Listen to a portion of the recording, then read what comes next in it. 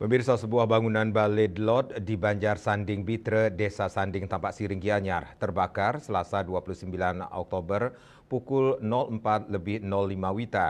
Unit Damkar Gianyar mengerahkan 2 armada guna memadamkan api.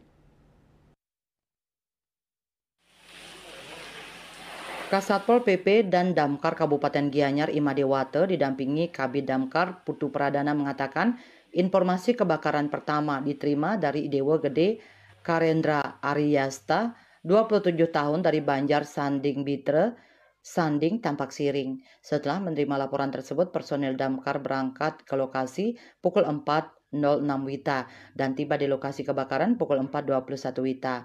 Dalam musibah itu, 2 unit bangunan meliputi balai lot dan dapur milik Dewa Gede Mahendra 68 terbakar. Beruntung tidak ada korban jiwa dalam kejadian tersebut.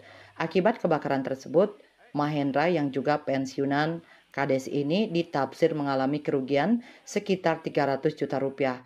Madewate menambahkan api berhasil dipadamkan setelah petugas damkar melakukan penanggulangan 1 jam 30 menit. Penyebab kebakaran masih dalam proses penyelidikan pihak kepolisian. Wirnaya Bali Pos.